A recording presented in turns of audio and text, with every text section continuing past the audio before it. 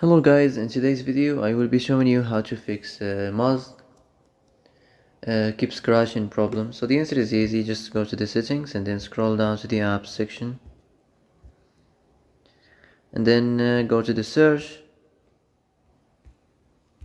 and search Muzz and then go to the storage, and here you will find this clear cache option. Click on it.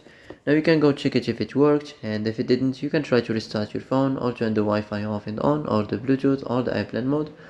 Also you can try to clear data, but be careful. If you clear data, all the Muzz data will be deleted. This includes all files, the settings, the accounts, the databases, etc.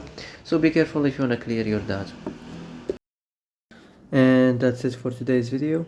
I hope this is the answer you've been looking for. If you like this video, don't forget to like and subscribe, and see you in the next video.